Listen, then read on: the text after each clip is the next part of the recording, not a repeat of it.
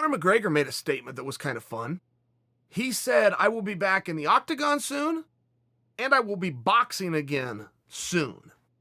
And Conor is very known to be brushed off when he makes a statement. Right? He makes the wildest statements. He's been making the wildest, craziest statements for years. The problem with brushing it off is the son of a gun he makes them all come true. Everything he says he's going to do, it ends up coming true. So when Conor says, I'm going to fight again, okay, yeah, we know that. He also just fought, and he's also in great shape, and he's changing some things. We believe the MMA, but the boxing part was more interesting. In some ways, the boxing part was a little bit more interesting because that's wild, and that would be at some weird weight class with some weird opponent. That's what Conor likes. The more outside of the lines, the more unlikely it is that anybody else could duplicate. That's what really gets him going. So when he talks about he's going to box, does he know something? Is he working on something? Has Dana given him permission to do this? We got to get some of those questions answered. But let's take the son of a gun at his word, because his word comes through time and time again. Who's he going to box? That's where it gets a little bit more tricky. I mean, you really only have two suspects. Unless he wants to get wild and crazy and get in there with Canelo, which Conor's just nuts enough he might do. And I know he couldn't make Canelo's weight, but Canelo's likely to move up in weight if it's Conor McGregor. Now that's when the people are going, oh, he wouldn't fight Canelo. He's going to get beat by Canelo. He doesn't give a damn if he gets beat. He only takes on the hardest fights. Conor McGregor, you call him a lot of things. You cannot call him a bully. He does not take fights that he knows he's going to win going in, regardless of opponent or location or weight class or even the style and the rules. Conor McGregor's not a bully. Conor McGregor, I might have just solved the problem. What I was going to say when I sat down to talk to you guys about this is that it's between Pacquiao and it's between Floyd, and Canelo just jumped in my head. Conor would take that fight. And you might think that you know the outcome of that fight, but don't try to dismiss Conor's involvement in the fight because you think you know the outcome of the fight. Conor, fight him. The question does become, does anyone want to see Pacquiao and Conor? That's a very hard sell. Look, Pacquiao brings a base with him. He's got a whole country that is willing to come on the journey and is going to participate if he steps in. So you can't just dismiss Pacquiao. But Pacquiao, on the surface, aside from the base, is far from interesting. Pacquiao versus anybody, he's just not an interesting guy. He's not going to come out. He's not going to do the press tours. It's not going to be the same build-up. It's not even going to be close. Does that mean that they're going to do damn good business when they finally get in there? Yeah, they are. But that's not what's...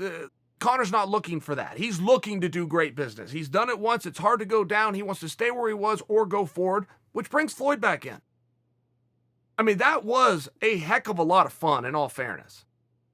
The numbers that it did and what everybody got paid and brought in, yes, it was all lies. Sure it was. That's what boxing does, though. They just put out a number, and everybody gobbles it up. There's still something to that. There's something special about that, and if you go back and look at the first contest, it was very close and competitive.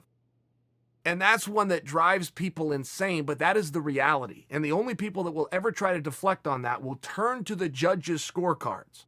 Go, well, no, look, this wasn't close. 9 rounds completed. Floyd won all night. Yeah, I get it.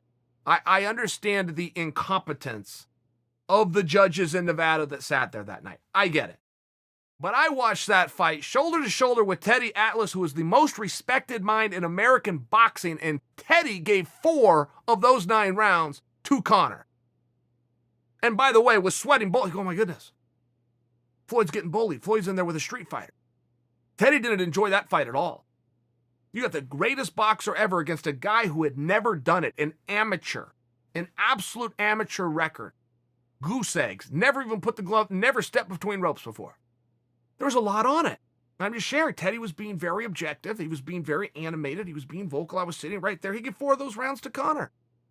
I had 6, by the way. I had 6 for Conor. 4 for sure, and then 2, but it was 6. The judges, of course, gave him none, but you had 30 minutes of fight. I'm just saying, if you go look at that fight, as well as that did because it was fun, that was still viewed as a sideshow, in all fairness. And our minds are very strange things. We forget what we believed. Before that fight went off, that was a sideshow. That's how it was being looked at. There is nothing to see here. There's a mouthy guy against another mouthy guy. One mouthy guy has done this 49 times over 6 world championships in 3 different weight classes and never been touched, and the other guy's never done it at all. There's nothing to see here except silliness. And if you like silliness and you like a circus, and yeah, go ahead and watch it. Well, a lot of people did. So if you were to rematch that fight, and now we know Conor can beat him.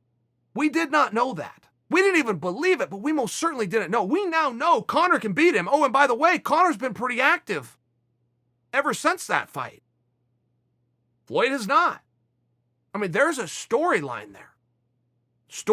Floyd's trainer, rest his soul. I should give a shout out to Roger. By the way, the world just lost Roger. I mean, there's a story there, though. How is Floyd going to do? Is Floyd going to be motivated? He's going to have Senior back in his corner as opposed to his uncle, who he preferred. There's a story there. And if you're talking about what a big fight is, and you're talking about promotion, if you're talking about promotion, you're talking about one thing, and that's a story. And there is definitely a story with Floyd and Conor.